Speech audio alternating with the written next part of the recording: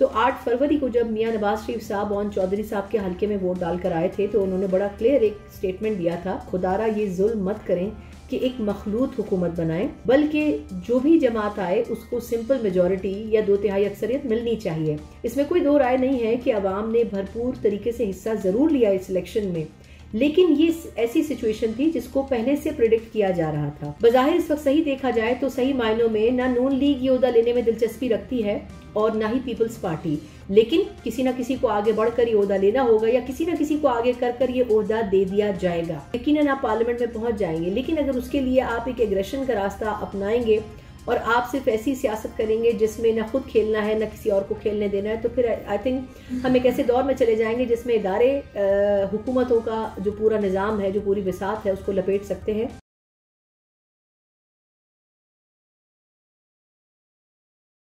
अस्सलाम वालेकुम उर्दू क्रॉनिकल्स के मेरे तमाम व्यूअर्स को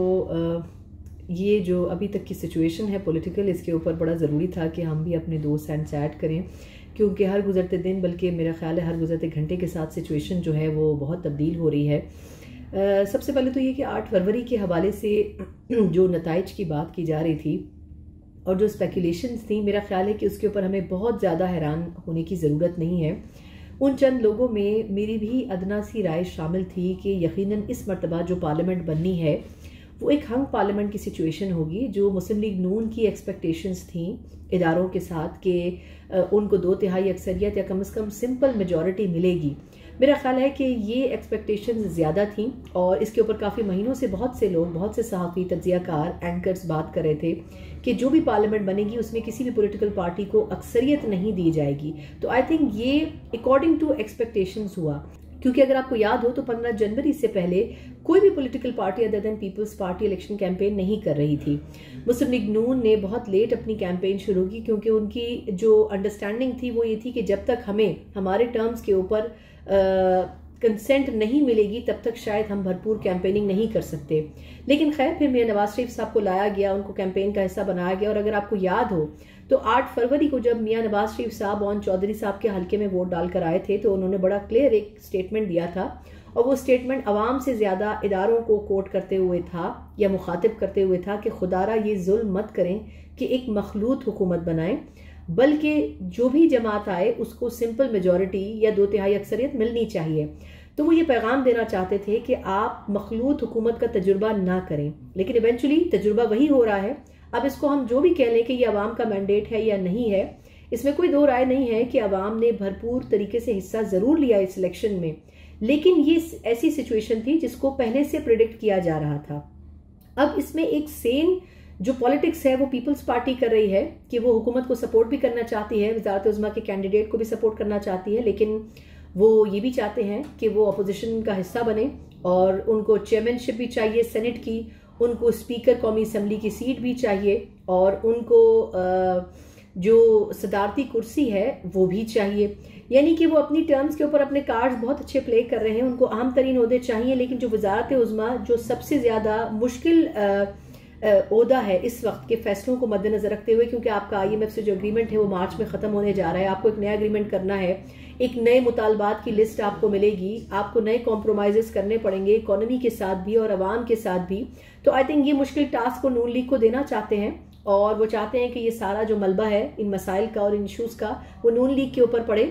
बज़ाहिर इस वक्त सही देखा जाए तो सही मायनों में ना नून लीग ये ओहदा लेने में दिलचस्पी रखती है और ना ही पीपल्स पार्टी, लेकिन किसी ना किसी को आगे बढ़कर ये ओहदा लेना होगा या किसी ना किसी को आगे कर ये ओहदा दे दिया जाएगा।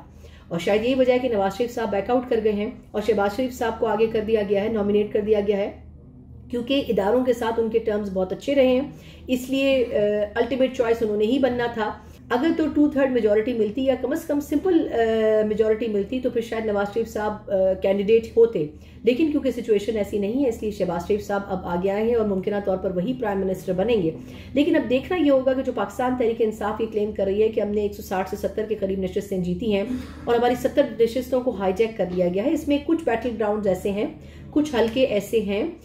जिसमें सलमान अकरम राजा साहब का हल्का है, इस्लामाबाद के 2 हल्के हैं जिसमें एक शुएब शाहीन साहब का है, एक अली बुखारी साहब का हल्का है जो PTI बैक्ड कैंडिडेट्स थे। ये वो हल्के हैं कम से कम 8 से 10 जो कि वाकई पाकिस्तान तहरीक इंसाफ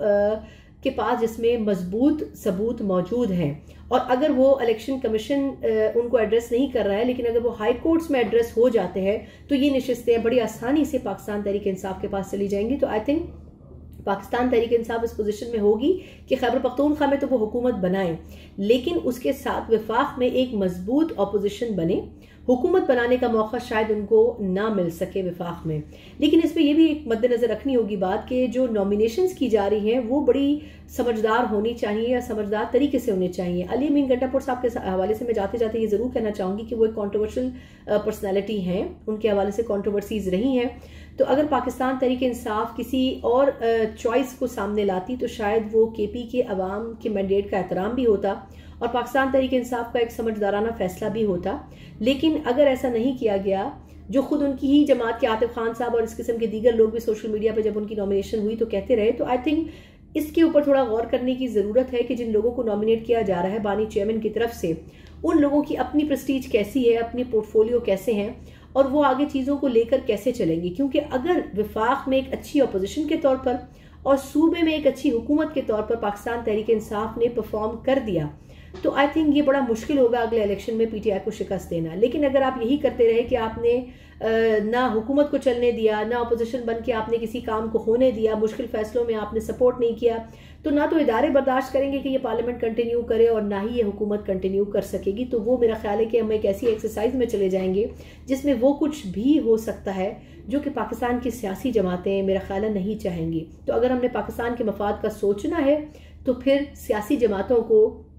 फैसले भी सियासी ही करने पड़ेंगे। अब इलेक्शन जो भी हुआ, नताइज जो भी हुए, आप लीगल बैटल्स लड़ें, जो आपके रिजर्वेशंस हैं वो आप उन बैटल्स में आगे परस्यू करें। अगर आप कामयाब होंगे तो यकीनन आप पार्लियामेंट में पहुंच जाएंगे। लेकिन अगर उसके लिए आप एक एग्रेशन का रास्ता अपनाएंगे और आप सिर्फ ऐसी सियासत करेंगे जिसमें ना खुद खेलना है ना किसी और को खेलने देना है, तो फिर आई थिंक हम एक ऐसे दौर में चले जाएंगे जिसमें इदारे हुकूमतों का जो पूरा निज़ाम है, जो पूरी बिसात है, उसको लपेट सकते हैं और वो ना तो पाकिस्तान के लिए अच्छा होगा ना पाकिस्तानी अवाम के लिए अच्छा होगा। इसी नोट के साथ अगले व्लॉग में आपसे फिर मुलाकात होगी। अल्लाह हाफ़िज़।